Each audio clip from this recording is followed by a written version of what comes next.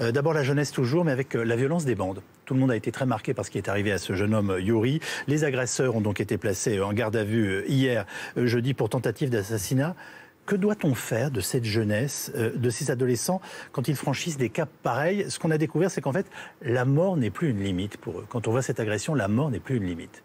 Ouais. Non, mais ces images sont à vomir d'effroi. J'ai eu beaucoup de mal, d'ailleurs, à les regarder. Oui. C'est normal. La seule chose qu'on puisse dire déjà, c'est que la responsabilité individuelle, il ne faut pas l'oublier, parce que j'ai vu que le débat part très vite sur notre société, etc. J'y viens. Bien sûr qu'il y a une question à se poser sur notre société, mais déjà, il y a une responsabilité individuelle de ceux qui ont frappé, continué à lyncher un jeune homme quasiment mort sous leurs yeux.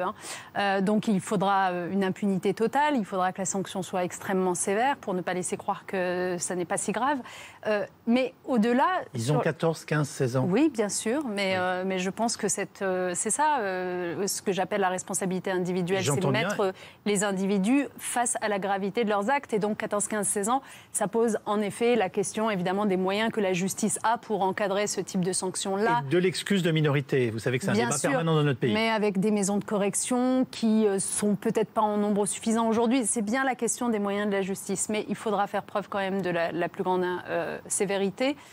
Après, la question plus largement pour cette violence juvénile qu'on voit se développer, c'est au fond cette espèce de pandémie, pour reprendre un mot, cette espèce de pandémie de la haine qui circule de plus en plus et qui imbibe de plus en plus notre société. Qu'est-ce qu'on a raté ? Et qui forcément impacte les jeunes générations. Oui. Je ne dis pas que toutes les jeunes générations deviennent des bandes violentes, attention. Non.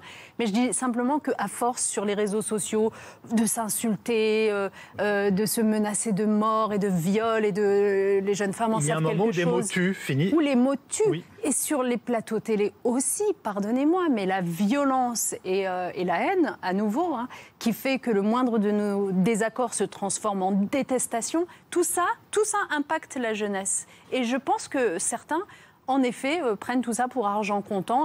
Et alors, comme il y a cette confusion entre le réel et le virtuel, ils tapent, ils ne se rendent plus compte de ce qu'ils sont en train de faire. En tout cas, je note que vous dites qu'il faut au minimum qu'il y ait une grande fermeté dans ce qu'on vient de vivre, et en tout cas quand il y a des agressions de ce type, et que tous les adultes se contrôlent, que tous les adultes se maîtrisent. Attention à notre parole, attention à ne pas faire couler de la haine du moindre de nos propos, attention à ne pas chercher en permanence la fragmentation de notre société, ce qui conduit ensuite d'autres déséquilibrés ou malades mentaux à considérer que les autres sont forcément leur ennemi. Et donc qu'on peut les attaquer, y compris de cette façon-là. Je pense que, sincèrement, les adultes, ensemble, dans leur globalité, les parents, les professeurs, les journalistes, les hommes et femmes politiques, naturellement, tous ceux qui s'expriment publiquement ont un rôle à jouer.